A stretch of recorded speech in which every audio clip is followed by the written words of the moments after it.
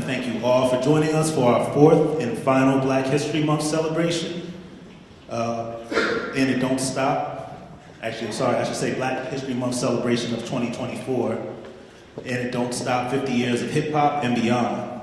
Let me start off, because I just have a feeling it ain't gonna happen at the end, by thanking my colleagues here in the James Brown room for all their work on these programs. It's been a fruitful journey this year. So Alicia, Austin, Dale, Brother Marquand, please, yes, give it up for them.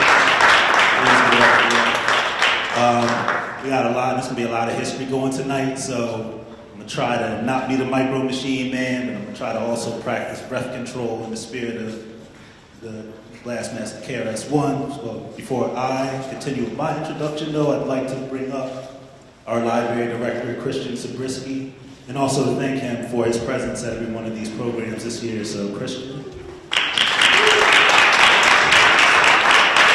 Thank you so much. Thank you, Reggie. Reggie is one of the people that is just an absolute dream to work with since I started here at Newark. And I'm just so proud to be here, to be working with him, to be working with Dale in this space and our staff. I have learned something every program that I have been to here. My mind has been expanded. I am new to Newark, but I'm listening. I am listening really hard, and these have been wonderful opportunities for me to be listening. I have just a couple of quick talking points. I want to welcome Mr. William Best. He's the Senior Vice President of PNC, and in his role, he champions PNC's commitment to support and nurture success for enterprises that help low-income to moderate-income families reach their new American dreams. This includes small businesses, women and minority-owned businesses, community development corporations like the Urban League of Essex County, New Community Corporation, La Casa Don Pedro, and of course our very own Newark Public Library. Speaking about about your business, I hope everyone here has a chance to visit our Made at NPL makerspace for creative entrepreneurs located on the first floor. It's got a recording studio, a glow forge, Cricut, 3D printers, photography equipment, textile and fashion creating equipment. Our center supports creative entrepreneurs in Newark, and there's no cost for you to use the space. So this is an impactful public resource, and I would not be here without the generous support of PNC Bank. We do have a sound booth in there. We've got audio editing equipment, so this could be your space to be making your own materials this way. Back to this beautiful space, the James Brown African American Room. PNC has been the underwriting sponsor of our annual Black History celebration for 18 years. 18 years. We are so grateful for this ongoing partnership. And just a quick couple more words about Bill. Bill served as the first executive director of the New Jersey Redevelopment Authority, a state financing agency that invests financial and technical resources into redevelopment projects in New Jersey's urban neighborhoods. Under his leadership, the agency leveraged over $1.3 billion, that's billion, dollars in investments and technical assistance to revitalize urban communities, including major projects right here in Newark. Bill returned to PNC in 2003, along with important community leadership activities, including chair of the Rutgers University Board of Governors and serving on the board for the New Jersey Regional Plan Association, Newark Regional Business Partnership, and Newark Alliance. Please join me in welcoming a great friend to Newark Public Library, Bill Best, PNC Bank.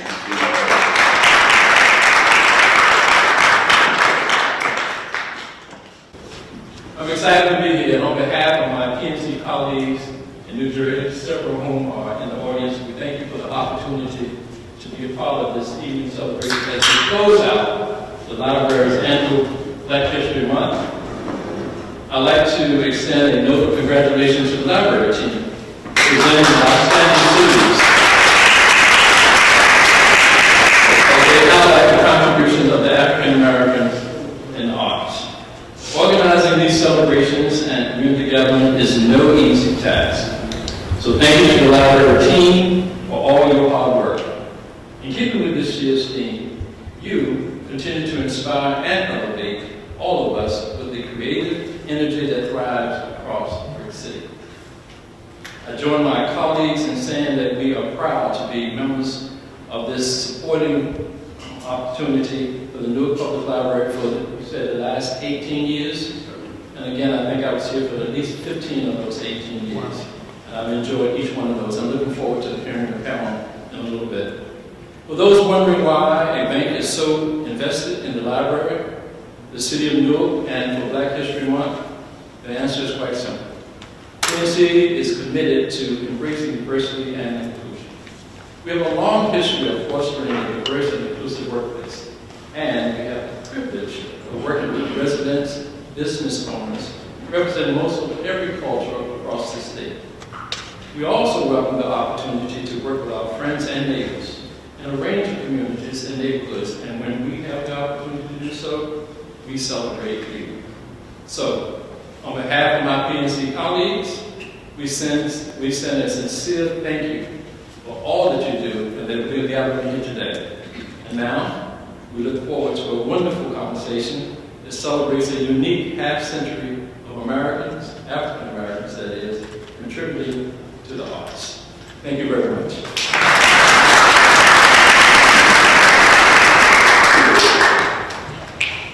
All right, thank you, Bill. Appreciate that. PNC Foundation. Before I forget, because I know I'll probably space it at the end, thank you, Damani.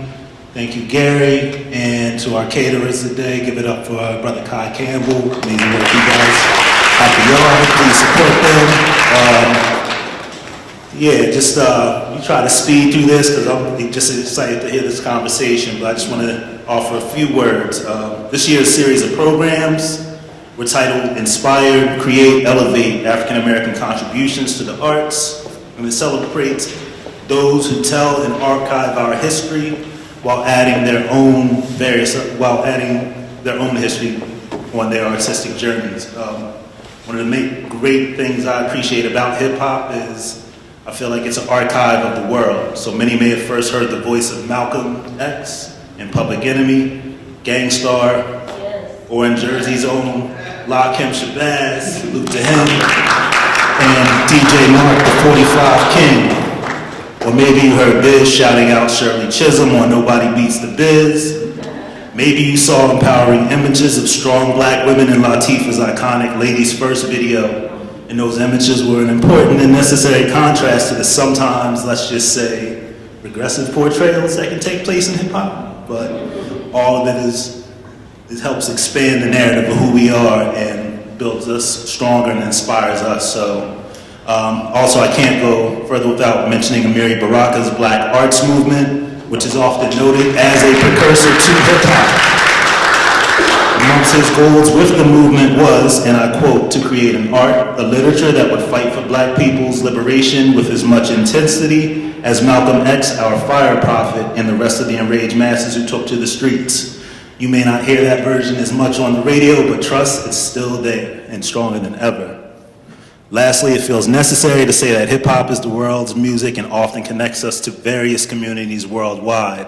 So we get to hear all these stories. Within that large framework sits Jersey, which some of these amazing people to my right have gotten to represent and carry their stories throughout the world. So I'm honored to welcome them.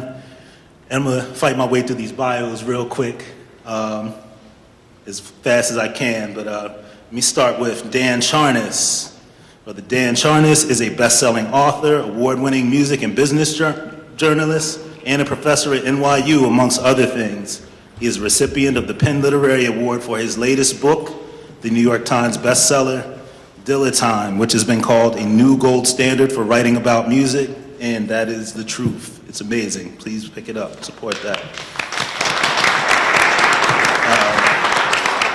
Dan's bio weighs a ton. That's a hip-hop Easter egg for those who know. But I feel it is of utmost importance to mention his work in the early 1990s as one of the writers for The Source magazine, in which he became part of a generation of young writers who helped to create hip-hop journalism. Also, he is joined by, I was going to say hold the applause, and till the end, please, thank you. Elder Sensei. El stepped onto the hip-hop scene as one half of the Newark, New Jersey duo, The Artifacts. Artifacts rose to fame with the hit Wrong Side of the Tracks. El and his partner, One Time for Tame One, released their debut album Between a Rock and a Hard Place in 1994, Golden Year. Following that, the Artifacts went on to tour the US as well as Europe and Japan in And as graffiti heads and hip-hop purists themselves, they sparked a new subculture in hip-hop called backpackers. Sah B, success above her basics, is an MC, educator, writer, filmmaker, and community activist. She was born in Newark and raised in East Orange. At 14, yes. We definitely got applause for that. At 14, she joined the rap crew, the Revolutionary Posse of Terrorists, Terrace. You may have heard of a couple of her counterparts within that crew, one Do It All and a gentleman who goes by Redman. In 2002, Sah B made history alongside Lords of the Underground for being the first American rap group to perform in Luanda, Angola, and Africa. Yes. All right, two more, and we're getting into it. Maybe three. So Lyle Omolayo, straight out of Plainfield, is a breath of fresh air for those who truly love hip-hop. He counts among his influences Lauryn Hill, Redman, Sean Price, Slum Village, Black Star. His music is revolutionary and thought-provoking while at the same time being witty and lighthearted in its delivery. And joining us in the 11th hour, one of the most amazing texts I ever woke up to, is the God Lakim Shabazz.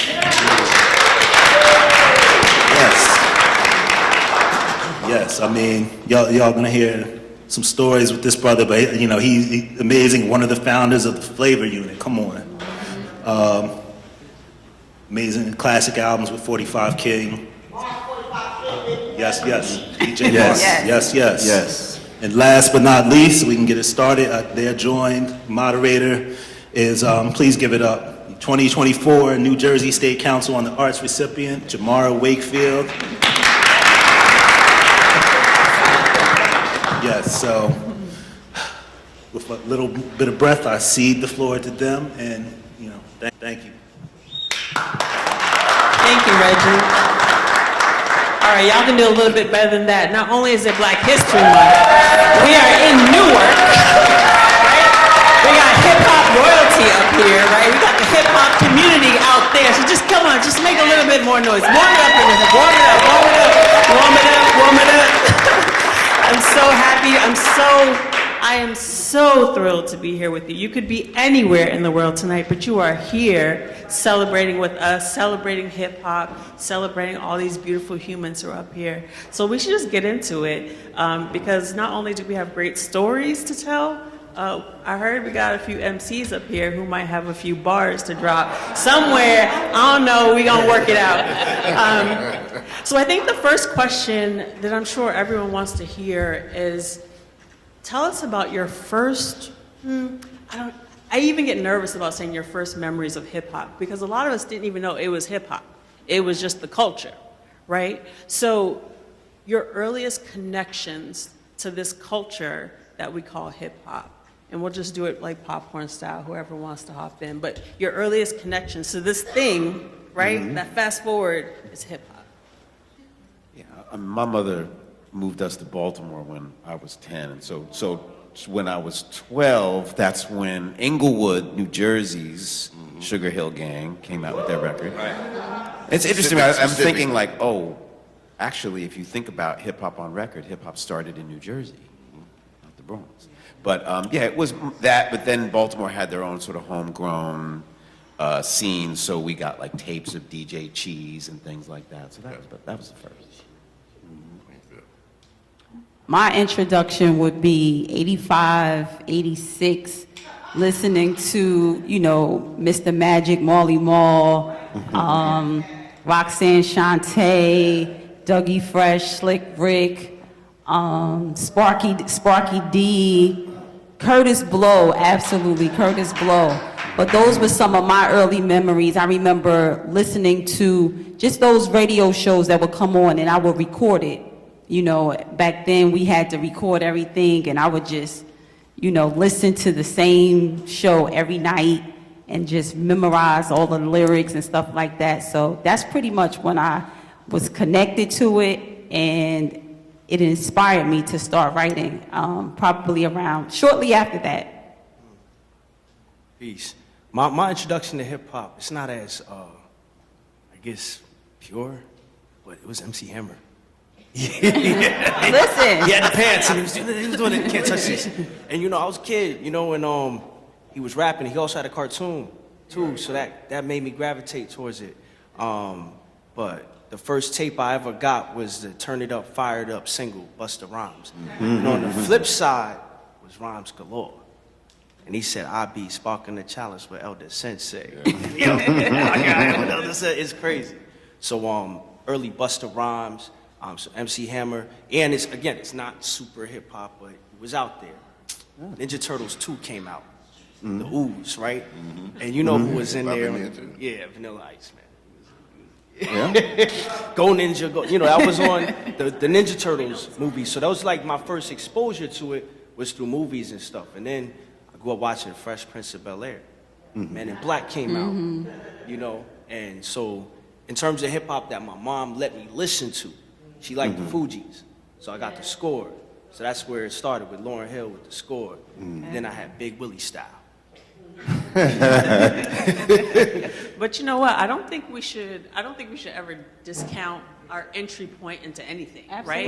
So TV, the radio, video, cassette, drive-ins, you know, wherever we were experiencing culture, right? That's where we get our music from. So yeah, like I heard jazz in cartoons, right? I heard hip hop in cartoons as well.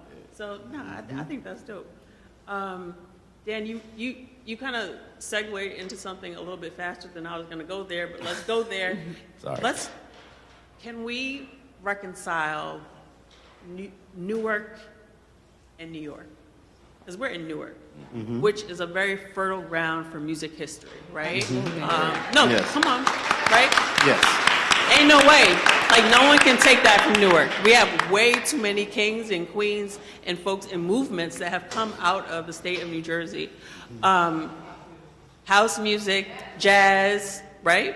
Blues, like Sarah Vaughan, like we got it all. Queen Latifah, are you kidding? Yeah. Y'all, who else? R&B? Y'all weren't ready for that one. This goes on and on. Jaheim, yeah. Tim Priest, George Clinton. There we go. Exactly. Ice-T's from Newark. See? Marvin Hagler's from Newark. See? Yeah, exactly. So let's just reconcile that now. Let's give Newark and Jersey some props and talk about that connection between New York and Newark, and how that intersects with your work and your world and how you've thought about hip hop. I'll just, whoever wants to can grab it. Well, as far as Newark and New York, as far as the culture of hip hop, with myself, we started embracing it after Sugar Hill Gang, and the thing with that was being that the hip hop culture was basically something that was resonating from New York. They had a heavy influence on the way we dress. We started dressing like they dress in New York. We started wearing the shoes they wore, British Walkers, Clarks, the shell toe Adidas, Pumas. All of that was the culture and the lifestyle of the youth in the streets of New York. And the influence was large through the music. You know, when we would see certain MCs and rappers, they would wear certain gear and stuff like that. And I would think the connection between Newark and New York had a lot to do with that. Like just the culture of hip hop alone. Because when you say hip hop, a lot of people like to single it out as just rap. No, hip hop is actually a way of life. You know, you have four main components, which are, I would say the oldest component to hip hop would have to be graffiti. They was writing on the trains in the early 60s, straight up. Then you have the DJ. Without the DJ, there would be no hip hop music, period. From the DJ allowing someone, hey, talk to the audience for me. This will introduce the rapper, and the breakers were there. So, you know, you got rap, graffiti, DJing, and breakdancing, and then another element which was added later is knowledge itself. A lot of people don't realize that. Yet the culture, the lifestyle, it influenced us, not just here in Newark, yet that, the way they dressed and everything, it influenced Jersey City, Patterson, Plainfield, you know, it was real strong. So I would say there was a connection right there. However, New York on the MC thing now, as far as with rapping, it took a while for them to accept Jersey MCs. Now that's something else right there. You know, it was a thing. I'm grateful to have came out in the rap industry when I did. When I came out, it was more so based on skills and lyricism. Yeah. And if you didn't have lyrics and you didn't have any type of skills, then you wouldn't get accepted. Simple. You know, and I came through that door right there. But there was once a time where, you know, a lot of Jersey MCs felt that New York didn't respect us. You know, even to this day, you know, we feel that we're not respected, you know, the way that we should be. Well, we're so glad you came through that door. Thank you. I'm grateful to have walked through it. What's your thoughts? Being that Locke was one of the first to come, we were influenced by that. To see a guy in the hood that we knew in videos in Egypt at the pyramids, even Nas recognized that on the episode of Video Music Box when he shouted Locke out. I still remember this to this day. He said that was the first guy he's seen speaking like that in the element of where he was. So, and as he said, when we came out, a lot of people who thought me and Tame came from New York. Just because I was wearing polo gear, Tame had dreads, they associated that with Brooklyn. And not until the video came out, that's when they saw new police cars and New Jersey Transit buses. And they said, wow, these dudes from Jersey? I'm telling y'all, listen, it was kind of like a stigma because we're right across the water from them. And they considered it kind of Southern, the way we talk. You can tell people from different branches of New York where they're from, whether it be Brooklyn, Uptown, Queens, you can hear it, even in Staten Island. But for Jersey, all of the MCs that came out, and we all do good when we come out too. We all do good, but we don't sound like each other.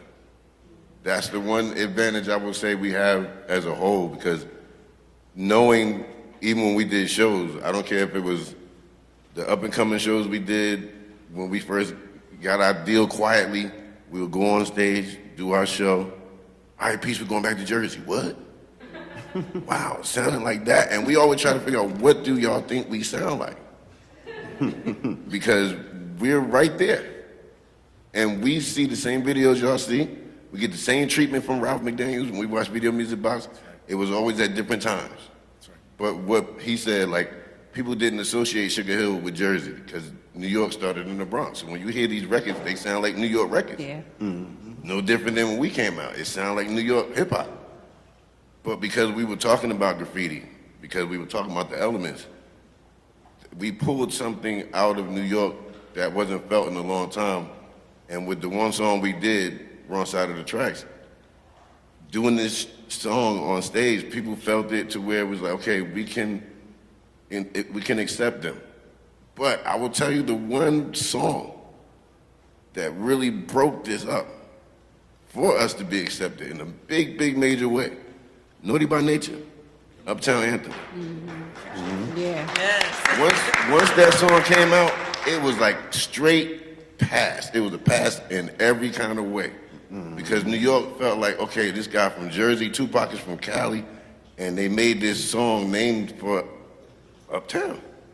So I think with the success of Naughty by Nature 2, coming from here, New York saw their success and felt like, you know, if they can do that, it's a blueprint for all of us to do this. Because when they came, everybody else, all the records started changing when you heard the anthems in everybody's songs. Where they, you know, and this was the originality of New Jersey and the things that we put out there, from Poor Righteous Teachers, King's Son, Tony D, rest in peace, as a producer. We have our own sounds. So it took, like he said, it took New York a minute, but it also took us a minute to get it right, to where we felt like to be accepted, we had to be just as good or better than, you know, New York was. So, you know, I think that over the years with New York seeing that, it was like, okay, you know what? Y'all gonna be the sixth borough. I'll take that. Can I add something to that? 'Cause Yeah, he made me please. think of something when you said that Jersey MCs don't sound like each other. The very first record that I ever promoted in 1989 or 1990 was Poor Righteous Teachers, Rock This Funky Joint. Wise Intelligent came out, indeed. Wise Intelligent came out and nobody had a flow like him. I've never heard anybody, flow like that. And then a few months later, I met one of the greatest MCs of all time from East Orange, Chino XL. Oh, yes. And he had a flow that, Totally different. frankly, if you listen to folks like Eminem, you know where it started. So for me, Jersey is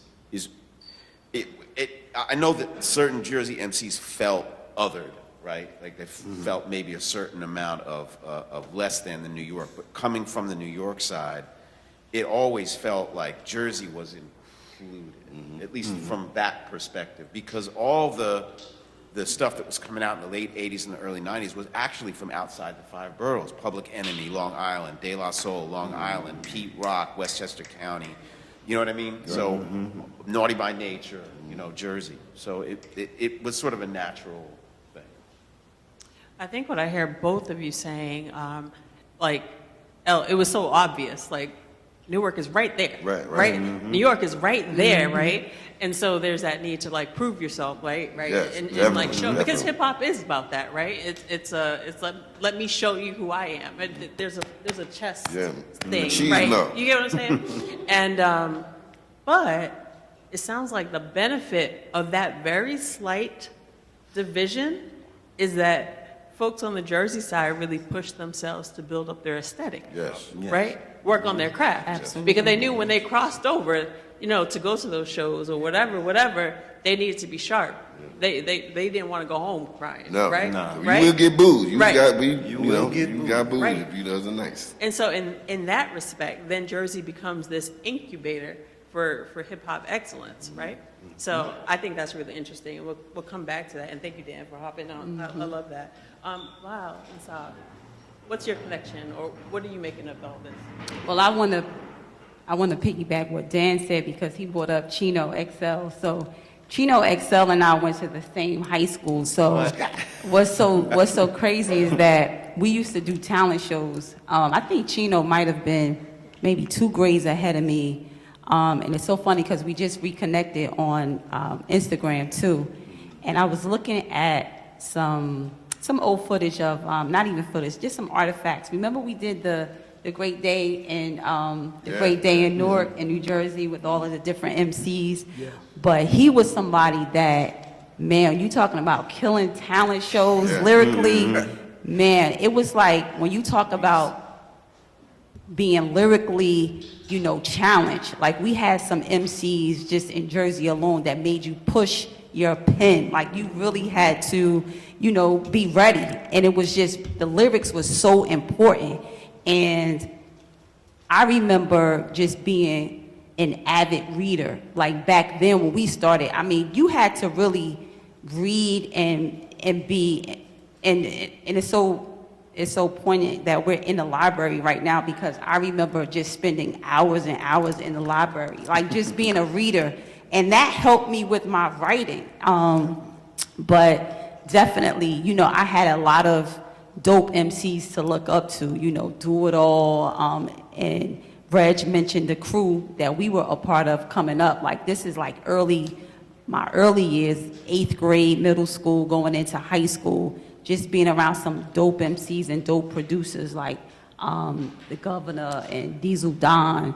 And these were people who influenced me and just made me push my pen. JMC, we talked about, Rated R, just some dope MCs in Newark, period. Haas, The Ripper, Seven Sean, Dirty O, or he's not dirty. He's double O now, not dirty O. But back then he used to be. And when these are some lyricists that I grew up who, you just had to come with those lyrics. So those were some of the people that really inspired me and made me, push my pen.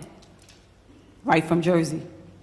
Man, my first rap show I ever been to, it was at Plainville High School, and it was Joe Budden. He came to my high school, and the thing about Jersey MCs, all have a very individual style and sound, and like I'm blessed that I'm not a pioneer. I didn't have to take it on the chin. There were so many folks that came before me that laid it, the law, you know, and put out their own style so that I could say, yo, I'm gonna have my own style, you know. My favorite album in middle school was Doc's the Name 2000. Redman had a single, I'll Be That. That's a mantra, you know. My middle name must be you, because every time I walk by, just be like, right? That's a mantra. So to me, that was like a self-esteem builder, you know, in terms of like, be yourself, have your own style, you know. And a lot of Jersey MCs had their own style. They're so different and diverse. And then two, I'm from Plainfield, you know, which is further out, and that, you know, some people say, hey, but a lot of people are like, yo, where's that? Gets no respect, right? So you gotta come on with the come on to get down, you know? Well, I like to piggyback on the Plainfield statement, because I was just speaking to Elle about this. When you think of hip-hop in Jersey, you had DJ Cheese. DJ Cheese had a song called King Cut in the early 80s, and it played on the radio, and everyone in New York respected it. If you hear that song, if you didn't know Cheese was from Plainfield, you probably would have thought it was some crew from New York. Yeah, and this is early 80s. You also had Hassan and 7-Eleven. The guy Sev, who you were just speaking upon, before he got older, and they formed their own rap group called Hardware.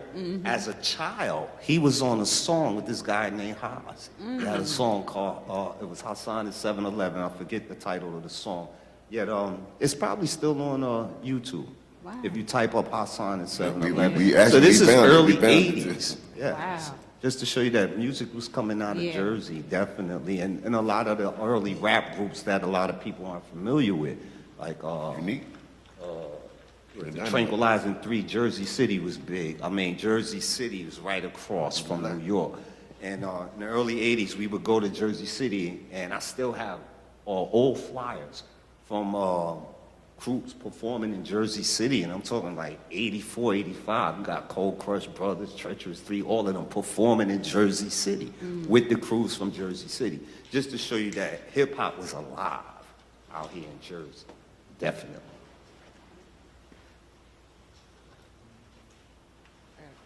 I got a question for you, Dan. Yeah, I'm ready. but then look. Then we're going to talk about women. Then we're going to talk about women MCs. Dan, you're a scholar and a writer and a journalist. Can you talk to us a little bit about the conditions, the social conditions that create this renaissance that we're talking about, not only in Jersey, in Newark, but in the Bronx, right? In lots of places. Right. Yeah. Can you give us a little bit of context there? I'm going to give you a little different spin on it because, I mean, obviously we know about the abandonment of the cities in the 60s and 70s and all the public policy that led to all the dislocation in urban areas from Detroit to Newark to the Bronx and all that. You know that story. But for me, the one that's meaningful for hip-hop is the Great Migration, in the sense that you have the sons and daughters of the Great Migration, like that first generation born here, come of age at the time when the DJ, the radio DJ, the club DJ, like Frankie Crocker, I'm thinking of, reached their peak of cultural relevance, right? People like Frankie Crocker and stations like WBLS were the pinnacle of culture. And then people, of course, because they come up in these homes where records are artifacts, pardon the pun, like they are wholly sonic objects, and people are proud of their record collections. And so these record collectors create a generation of record collectors. And, you know, hip hop, people like to say that it's, you know, the cliche is that it's from the streets. It was actually created by the kids who stayed inside, right? Playing with records, collecting records, library kids, right? People who wrote. Yeah. And so I don't want to lose sight of that part of it, because it's that creativity, the use of records, the use of words that happened at just the right time that created a lot of this culture. Yeah. No. Y'all agree? Y'all. Work. I mean, it makes sense, right? Because we're talking about music being transferred from culture to culture, from generation to generation, right? And then remixed, essentially, Yep. right? And reinvented, right? So yeah, the kids in the library, Yeah, right? absolutely. Kids at home.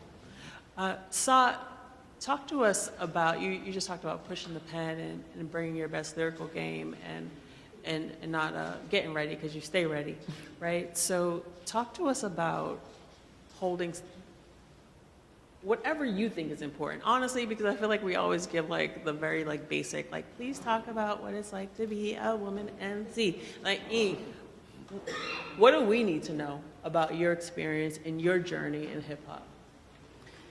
Well, when I first got my deal, that was 93, 94, and there weren't a lot of female MCs. So most of the times when I would do different venues, different shows, a lot of the times I would be the only female. There were some pros and cons to that. The pros was that, you were always, the microscope was always on you. You were always revered as being the only one, right? Some of the cons were you were the only one. So having like that sisterhood, having those sisters to kind of back you and support you, sometimes those things weren't there. But being in an environment where you have mostly male MCs, it made you push your pen and step your game up. A lot of times, sometimes I feel lyrically I was better than some dudes that was in some ciphers. I feel sometimes it was just that good. But looking at where hip hop is now, with there's a lot of female artists, which I love, and I'm glad that we're getting these opportunities to do a whole lot of different things. But I would say too, there was a sisterhood that happened, kind of bubbled like in the background, even in Jersey, with some girls that I had got connected with, some dope female MCs, producers, and DJs that a lot of people didn't even know about. So a lot of times, female MCs, it was always we had to be part of a male crew in order to get noticed, because most females that came out in the 90s, they were always ushered through some male crew. And it was like, if you weren't really part of a male crew, then nobody was really checking for you. So I think that has changed now in terms of how, women are just coming out on their own, on their own accord. They don't really have to be part of a male crew.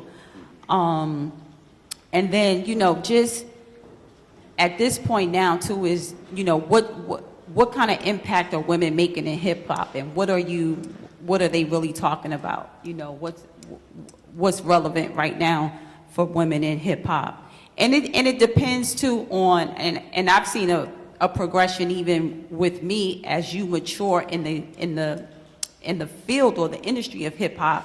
Your mentality changes. So whatever you're talking about when you're 19 or 20 years old, those ideals shift as you get older. So you look at what some of the women are talking about now in hip hop, and then you see their maturity level. And so at some point you have to graduate from that and then start being a voice of reasoning and, reaching back to the culture and, and trying to pull people up and give them something more relevant to talk about. So for women, I feel like we have definitely a responsibility to reach back to the culture. And, sometimes you feel like some of our kids are lost, in different things like that. But, I think every generation, every era, they have things they say negative about that current culture. It's like you just gotta accept it, not accept it, but you just have to try to understand where they're coming from and just listen, but also be a role model in terms of, giving them a different outlet. So, but females in the industry, are making, you know, tremendous strides right now. They're making tremendous strides. And not only as MCs, but, you know, business owners, you know, they're creating like, you know, businesses and brands. So that part of the game has really elevated in terms of what females are doing in this hip hop industry. So.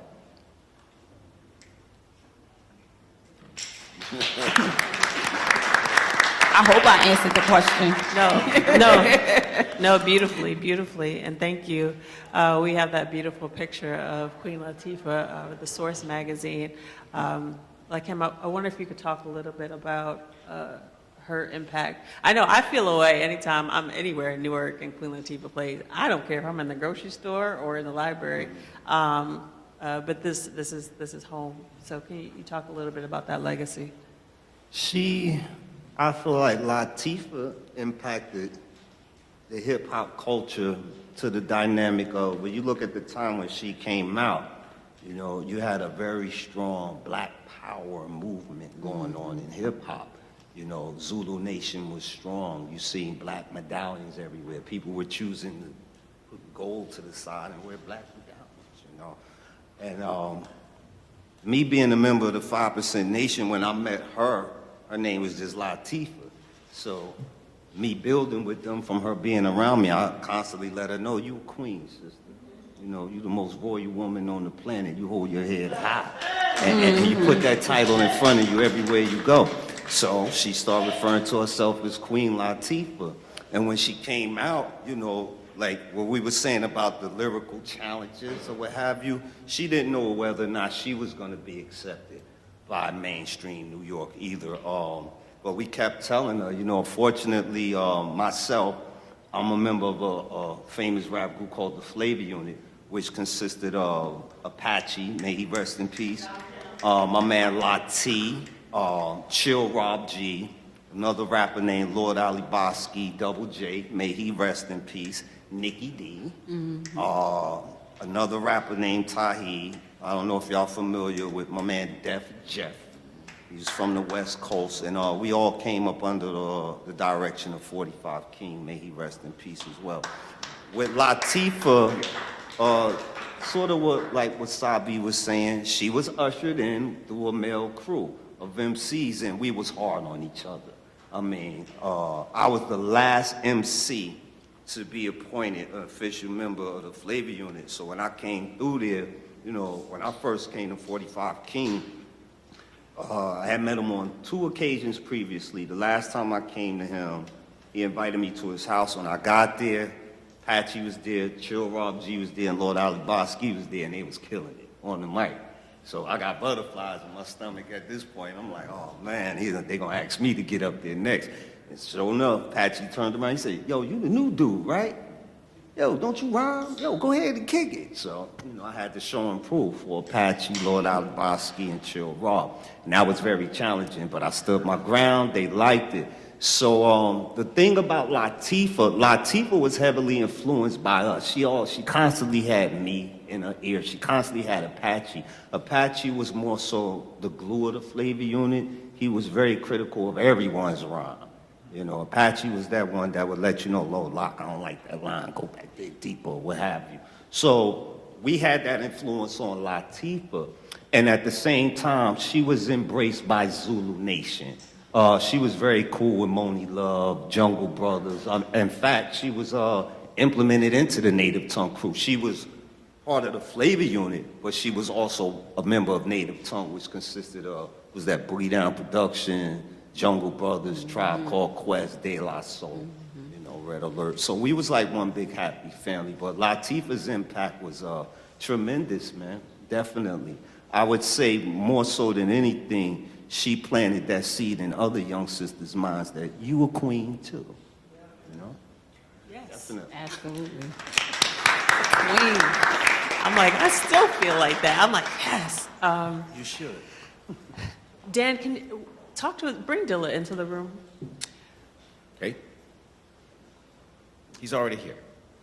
I mean, yes, I agree. Well, I'm serious. Yeah. If you go out on the landing there on the second floor, there's a display case for a writer by the name of Amiri Baraka. And in that display case is a book called Black Music. And one of the reasons that Amiri Baraka was so important is that he was really the first to define African American music as a separate and wholly equal body of knowledge as, say, the European tradition. So he was the first to define, well, Europeans' approach to rhythm is very straight, right? It's a straight pulse. But in the African tradition, it could be two pulses at the same time, polyrhythm, right? So you could have a pulse of twos and a pulse of threes happening. That polyrhythm ended up in America as something called swing, right? So those two pulses, the European tradition of the straight pulse and the African American tradition of the swung pulse, basically powered our popular music for 100 years. Through jazz, blues, R&B, rock, disco, hip hop, country, right? Because country and hillbilly music swung too, right? The chief instrument of country music, hillbilly music, was the banjo, and we know where the banjo is from. So that didn't change until 1998 in Detroit, in a basement, on a drum machine. Jay Dilla, who was affiliated in some ways a descendant of the native tongues, right? Because he was adopted, he was a Detroit producer who was kind of adopted and evangelized by Q-Tip of Tribe Called Quest. Dilla found a way to collide these two time fields, straight and swung. And it didn't have a name for a while. Some people just called it, well, drunken, limping, right? The Dilla feel. But, you know, part of my work over the last 5 years has to really define it as something that is a musical innovation of centenary importance, right? And an innovation that comes along only once in 100 years and puts him on a level with Louis Armstrong, Billie Holiday, James Brown. And it's very hard for people to think of hip-hop artists that way, as you well know, right? But this time field has now influenced not just hip-hop, but every genre, pop, R&B, jazz especially. And it's something that people will be able to use for hundreds and hundreds of years going forward. So yeah, that's Dilla. Give it up to Dilla.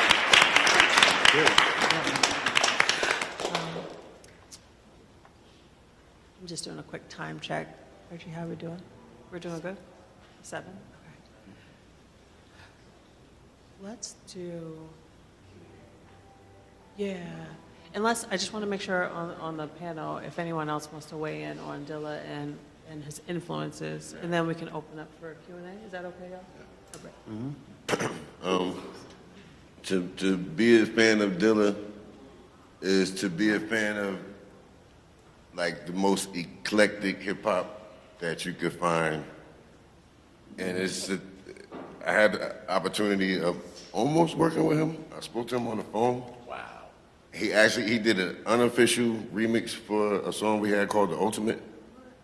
It's on YouTube. You can check it out for yourself. I discovered his music through Marley Marl, Pete Rock, In Control. The other show they had, Future Flavors. And me and DJ Chaos heard this record come on, and it's called I Don't Know. Wow. For anybody that has a phone, when you go home, when you leave out of here, just look up Jay Dilla. He did a lot of records y'all might know, Janet Jackson, and he did a lot of Tribe Called Quest music, a lot of solo stuff for Breathe and Stop for Q-Tip, Let's Ride for Q-Tip, a lot of stuff he did with them. But he was under a production team name called the UMA. But you knew that wasn't Q-Tip into making those beats. So once he got to branch out on his own, he came out with a group called Slum Village. Slum Village, when you heard their songs, and Dilla was a MC and a producer. You didn't know if he was making the beats or not until he actually said he was doing them. But to know his style is like, when he came, he made a lot of producers change what they were doing instantly. Instantly. I mean, to a level of where they had to go take everything they were doing and just, all right, forget that. Let me you know, and it made them better. Because as looking at themselves, like, oh, we thought we was nice, and here come this guy. Doing songs with Common, Like Water with Chocolate album, ridiculous record. He produced that whole thing. This man was able to, he played instruments, which made his beats sound different from everybody else, where, like you said, that swing. I can't even say it was a Detroit thing, but it was a him thing. It was his thing. Where you had simple bass lines. His beats were so stripped down, you can just play the bass line and the drums, and that's it. And you rock off that. But because it was so different for the time frame that he came, it was like he was like a hip-hop Quincy Jones. Wow. That's how deep you can go with it when I say something like that. It's a machine in front of him. Before he died, this man died from lupus in his hospital bed. His last records, Donuts, all these records was made him in the bed, making beats. He went out like he came in with the machine next to him. And his best works was when he was in the bed. So when I say today you'll find out something genuine and a gem in your phone, if you look, and it look, we it's like to know him is like to know your best kung fu movies that you know nobody else saw. And you're like, you watch this right here, it's gonna change your life. That's how he was. My man, there's a t-shirt out there, Jay Dilla changed my life. And that's the truth.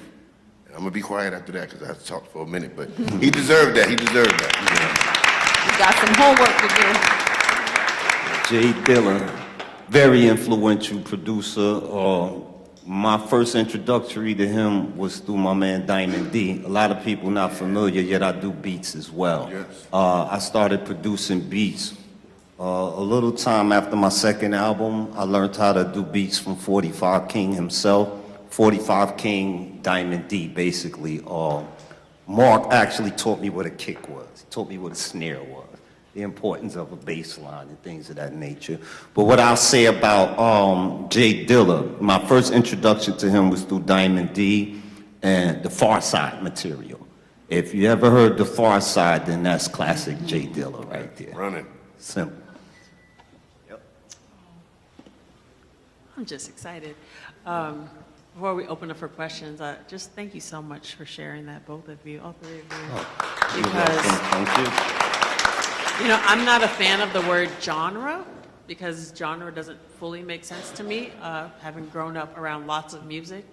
But Dilla really is a master class in music and in sound, and how that comes together and creates a feeling inside of us. So I just thank you for just holding that space. This is a community, right? We here together, so let's open this up and let's hear from you. What questions do you have for the panelists? I believe Brother Reggie has the mic right there, so let's do this. Let's do this. All right, got you right here. And this. I see you over there, okay? Hi, everybody. Hi. I wrote some things down because if I don't, I will forget. I had brain surgery 21 years ago. I was in a coma for 2 months and paralyzed from the neck down. So we know God is God good. is good. All the time. Not an aneurysm. Glad you're here. But what I wanted to start off with is two. I'm gonna be real quick with them. Kool Herc, who is the grandfather of hip hop that started this, sorry to say, genre. What I've seen is that he has never spoken out about how this thing that we all love, rap, has created killers. You know what I'm saying? I mean, it was a time, I'm 53 years old.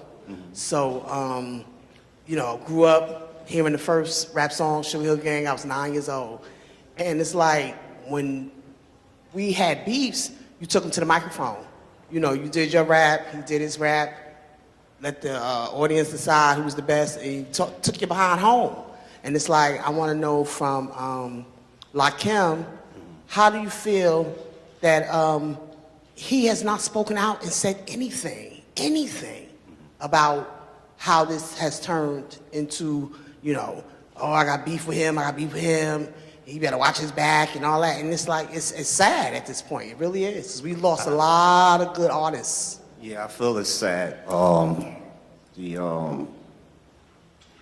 the killing of one another, number one, you know, and far as hip hop being an influence to do it, you know. Far as with Kool Herc speaking out, I'm not familiar with him speaking out against the current conditions of hip hop. I would love to hear what he has to say. However, you do have people that speak out against the violence and the things that's going on in hip hop that are negatively. Unfortunately, the powers that be swish that under the rug. You know, they're gonna promote this negativity. It turns a buck for them. You know, it's the American way, unfortunately, sex and violence, it sells. So at one point in time, like I was speaking about earlier, when I came through the door of hip hop, it was a strong black power movement. You had Public Enemy, right? Public Enemy was a very conscious group that sold millions of records. So Yes. you can't say that it didn't sell, but what was happening was a change in the consciousness of the people. And the powers that be said, oh no, they waking the people up. We got to change that demographic. So it went from your KRS-Ones and your Public Enemies and people like myself and a lot of different other conscious music that was playing mainstream on Hot 97 and all these different stations to the point that they dumbed it down. It went from positivity to gangsterism, flamboyantism, crack dealer, big Willieism, to the point now, once the gangs came out here in Jersey, very influential now. Yet you have people that speak out against it, myself being one, you know what I mean? And it's important that we have outlets to our youth, forums where we can connect directly with the youth and let them know that, you know, you have to learn how to separate entertainment from reality. You know, and it has a lot to do with the parenting situations as well. People need to be more mindful of what their children are listening to. Pay attention to how it's affecting them. Pay attention to these type of things. Yet I agree with you. We need more mentors. We need more people speaking out against the violence in hip hop, definitely. But to answer your question, as far as Kool Herc, I'm not familiar with him speaking out against it. And I just want to put that out there. Me and Chuck D share a birthday August 1st, so now y'all know. August 1st, me and Chuck D. And Coolio, birthday August 1st. And my second thing is, there needs to be a rap Hall of Fame. Rock and roll is not hip hop. Let's be clear on that. It's enough artists out here for the next 40, 50 years again can be put into the Rap Hall of Fame. These rap artists need to get together and start a Rap Hall of Fame. Not, you know, going inducting Jay-Z and all these people into the Rock and Roll Hall of Fame. Because like I said, rap is not rock and roll. Say that. So if anybody hear the sound of my voice, if you're listening, you know, maybe PNC could be a sponsor. What I'll say to that is, we're in the beginning stages of that because they do have the Hip Hop Museum in the Bronx, right? But not the Hall of Fame, not yet. But those baby steps, you know. Yeah, I think that's something that could be discussed. That's a great idea. I think it's a great idea. Mm-hmm. Thank you so much. Reggie, you have another question? Good evening, and thank you for coming out and spending time with us. And my question, I've been pondering this for many years. What is the difference between an MC and a DJ? MC and MC is two different things. I mean, it's a different thing from being a DJ. A DJ and the MC consist of one plays the music and one rhymes over the beats. And it's more like the DJ is like the drummer. Once that starts, everything starts going. So the MC is like MC in any kind of way that may be, whether if he's just the host of the party or he's speaking on the mic in tune with the beats. It started as a division of labor, right? Because you had DJs throughout radio history, right? Especially like Jocko Henderson. They were DJs, but they rapped, right? On the radio. And then that evolved into folks like Frankie Crocker. And so when somebody like DJ Kool Herc came out, he was calling out to the, people in the party over the beat he was spinning, but the labor got divided when, say, Coke La Rock got the mic, and that was the birth of the MC, because DJing was he made it such an intricate affair that, the work needed to be divided. Yeah, you do. And when I was coming up, it's like you had to have a DJ in order to be considered an official MC. You had to have a DJ as well. So most MCs, they would perform, they had to have a DJ. I think it gave more credibility to your craft if you had a DJ as well, so.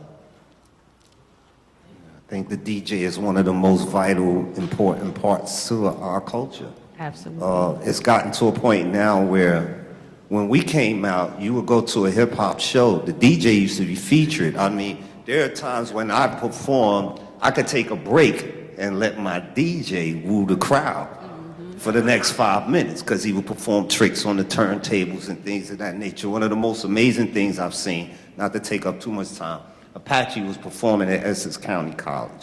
His DJ, Jay Scratch. This is something I've never seen another DJ do.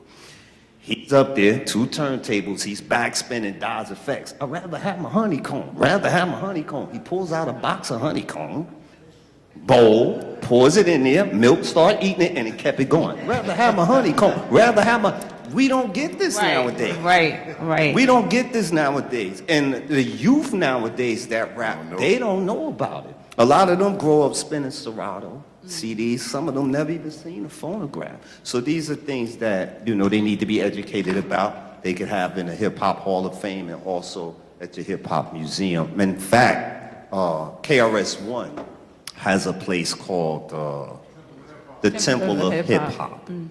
It's No, it's in Newark. It's on Ludlow, right near Dayton. Dayton Street. Yes, Yeah. on Dayton Street at the old Trek Center. Yeah. He has the Temple of Hip Hop. Inside of there, you have the Newark Street Academy as well. It's a very nice place. If anyone's interested in hip hop, there's a lot of history there. KRS-One is one I can say that's definitely dedicated to the culture of hip hop. He lives and breathes it. And at any given time, you can run into him down there, definitely. Yep. Reggie. Good evening. How's everybody doing today? All right. All right. I'm Karev. I represent Heritage Hip Hop. I'm gonna say the best platform in New Jersey for hip hop.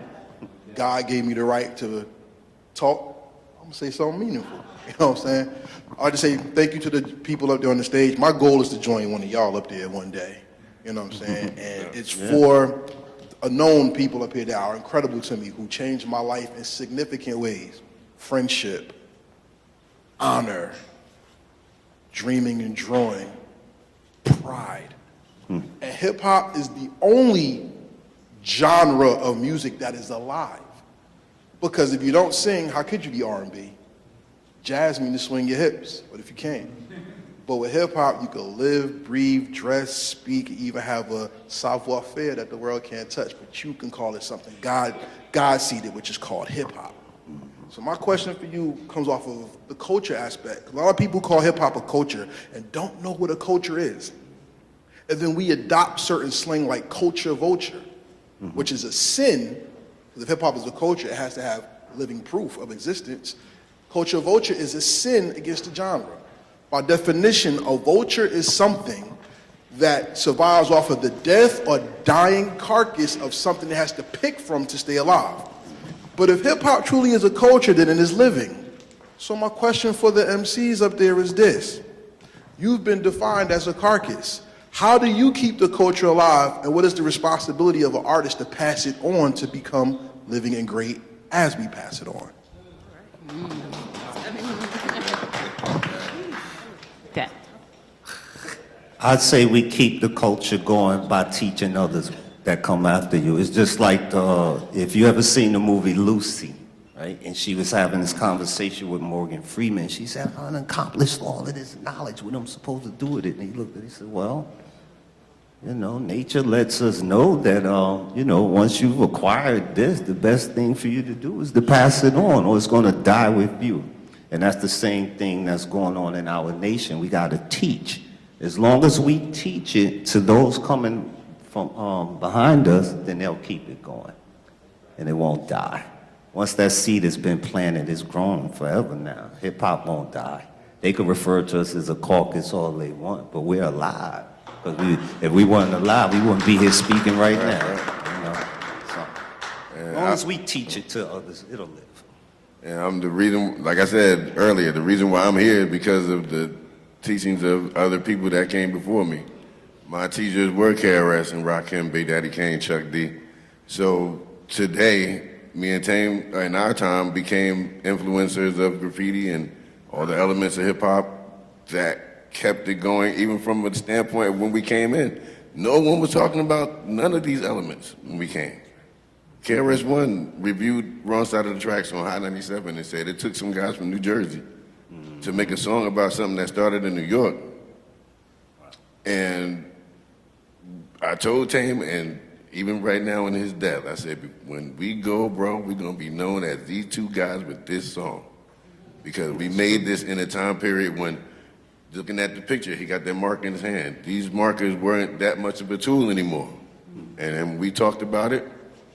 To this day, we have people coming, you know, till he passed, coming to us telling us, that made me want to do graffiti. That made me just that song. We went painting to the song. And for me, that's enough for me to know that we were validated in a way of what made us get in it anyway. No one will tell you they got into this game to make music. When everybody's first albums you hear are classics compared to their second and third.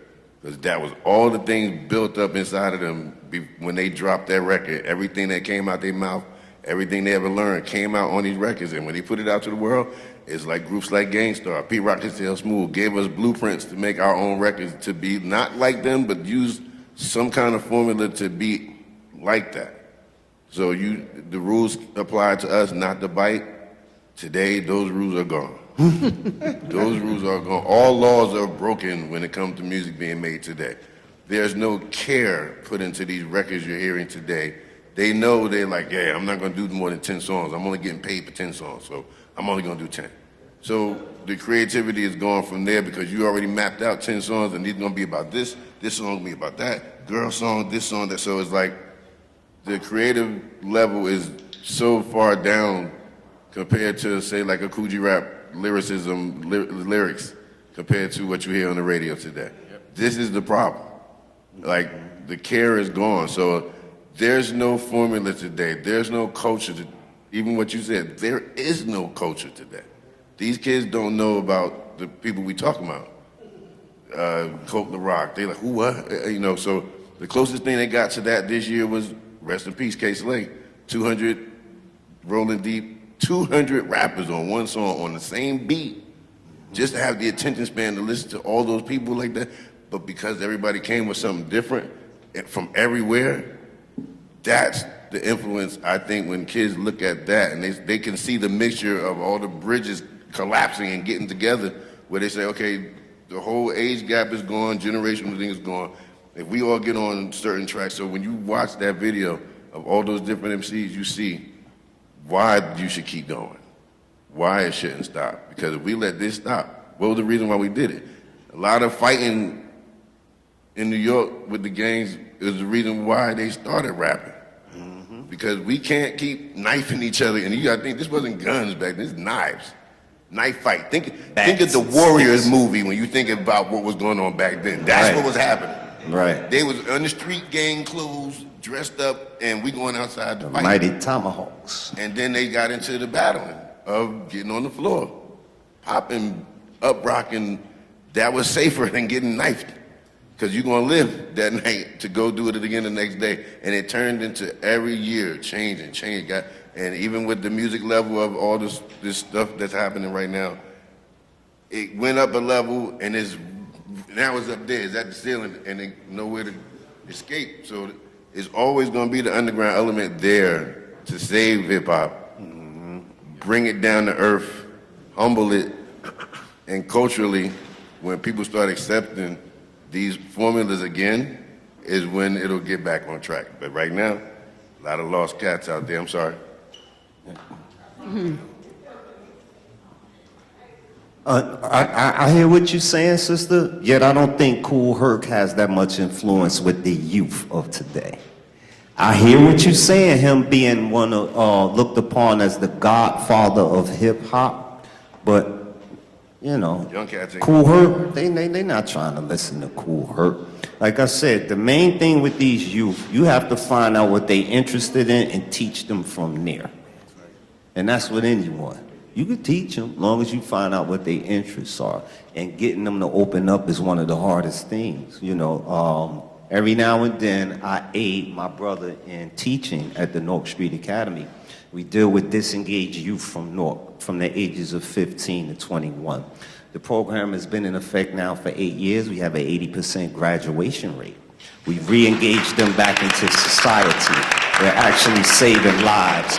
And, you know, as far as the education of hip-hop, is one of the classes that I teach, history of hip-hop. So, you know, we do get some youth that come through there, and they get a wide range historical lesson about hip-hop. Because like I say, hip-hop is a way of life. A lot of people, you know, they like to put it in this window of the rap industry, and that's not what hip-hop is. Hip-hop consists of, keep in mind, the 4 elements: DJing, breakdancing, graffiti, and then the rap. They just blow up rap. Hip-hop, no. If you look around the world, breakdancing is very big. DJing is very big, and I could show you graffiti artists all over. I'm talking about, I look at graffiti every day. Writers in Germany, they doing burners now, recent burners. Germany, Mexico, Paris, everywhere. The culture of hip-hop is alive. I noticed that the first time I performed overseas, I'm like, wow, they appreciate the music more over here than they do here. They do. This is why people like you and I can tour overseas now. I drop a new project, they eat it up. Not in America, overseas. But it shows you that the culture is alive, though. Salute. I just wanted to make a quick statement, just for because we are talking about, you know, we talked about Dilla, great producers, MCs, music, and just to mention, we do have a space here at the library, our maker space with a studio. So hopefully, some of our panelists might come through and build and teach that next generation. We do need to utilize that. Yes, yes. So I just want to thank y'all again for just give it up real quick. And not over yet, but just for all the jewels thus far. You like straight, wrap it up. Yeah. Oh, so, yeah, I would just love to hear from Sah and Lyle to close us out. Yeah. That's cool, y'all? Yeah, Okay. I just wanted to answer the question too about, you know, preserving the culture, because I came out in the 90s, 94, so I was one of the first female MCs in Newark, in Jersey, to actually get a major record deal, right? And so shortly after Queen Latifah was the first in Jersey, and then I was the second. Say again? Okay, yeah. So I was 93, 94. And so, you know, putting the project out, and like Elle was saying, you know, when you're first in the midst, you're putting everything into the album, you know. And being a young teenager pretty much, you know, and just having fun, enjoying that whole process. But now, I did take a hiatus, and now I feel like I do have a cultural responsibility now to come back to hip-hop, because hip-hop really birthed me. It really kind of made me see just life in a whole different perspective. So I feel like I owe it to hip-hop to stay within the culture, because at one point it did seem like hip-hop was for the youth, like there was, like you had to be a certain age just to be a part of it. But I feel now that we're at a certain age, it's our responsibility to be mentors and to be, you know, some of the people that can actually give back to the community, talk about different things, and show the young people, and just just be a model for the youth that's coming up. So that's why I feel like it's my duty to come back and just really pay homage to hip hop because it gave so much to me. I was able to do so many different things like travel, go all over Europe, go to Africa, make videos and meet so many different artists. So I feel right now, my way of giving back to the culture is by doing these panels and just, you know, and not letting it die. By bridging community, education, and hip hop, all of those elements is how we keep the culture alive. Just real quick, hip hop is a tool, just like a knife. Right? You can use a knife to cut open a banana. Or you can stab somebody with it.